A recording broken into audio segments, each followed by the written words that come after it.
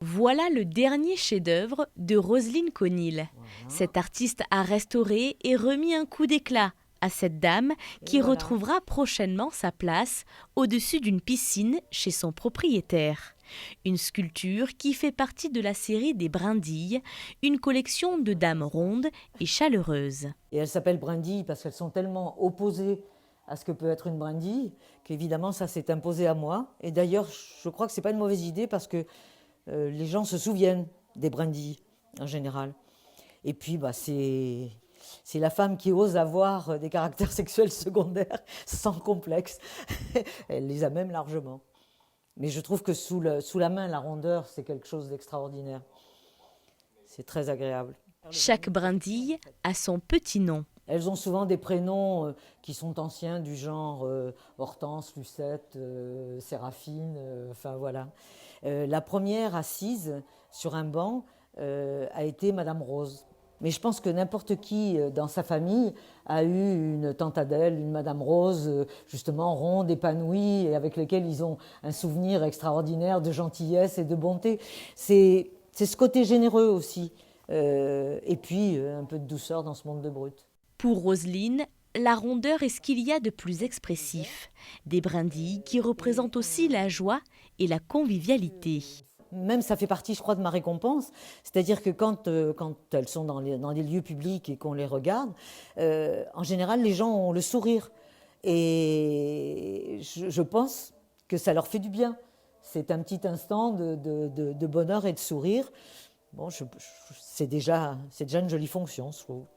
Installée dans la ville de La Ciotat, qu'elle affectionne particulièrement, Roselyne Conil est une artiste hors pair dont la réputation n'est plus à faire. Elle travaille la sculpture depuis plus de 20 ans. Plusieurs de ses œuvres sont exposées dans la ville. La prochaine sera celle-ci qui devrait prendre place prochainement au jardin de la ville. Et bon, c'est une maquette très très très primaire, juste pour avoir une idée de départ et surtout un petit peu le sens des proportions et savoir si ça pouvait fonctionner.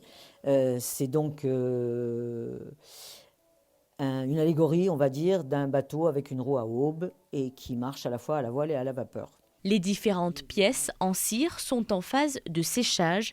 Les voiles sont mises en courbe avant d'être assemblées au reste du bateau. Là, les morceaux sont prêts et elle est en kit en quelque sorte pour pouvoir rentrer dans le cylindre. Et donc une fois en place et soudée, donc la roue à aubes, la mer un peu agitée. Là, il y aura une cheminée. Devant, il y aura le mât avec les voiles que vous avez pu voir avant, et la fumée qui rejoindra la cheminée et les voiles en haut. Voilà. Une œuvre qui nous replonge dans les années 1830, le premier bateau à voile et à vapeur de La Ciotat. Une façon de faire revivre aux Ciotadins des moments phares dans l'histoire de leur ville. De leur réactiver, en quelque sorte, du moins j'espère, l'intérêt pour leur ville. Parce que même si on aime sa ville, on ne sait pas tout, c'est normal, mais justement, nous on fait des recherches pour arriver à illustrer en quelque sorte la ville dans toute son histoire. Tronçonneuse, scie électrique, rabot, disqueuse, rien n'arrête cet artiste qui touche à toutes les matières. Du bois à l'acier, en passant par la cire, l'art ne connaît pas de limites. Vous savez, on se surprend soi-même au fur et à mesure, parce qu'une idée en entraîne une autre, et une porte en ouvre une autre. Et c'est ça qui est intéressant, justement. Continuer à faire éternellement ce qu'on sait faire, à mes yeux, ça n'a pas grand intérêt. Après, chacun sa façon de faire. Mélanger les matières, l'acier et le verre, ou encore le bronze et la résine, permet à l'artiste d'apporter du contraste et ainsi de mettre en valeur les éléments. J'aime bien le contraste des choses relativement brutes, comme la ferraille, et raffinées comme le verre. J'aime bien ce décalage, j'aime beaucoup. Un style plein de couleurs qui dégage une certaine forme de bonheur et de sérénité.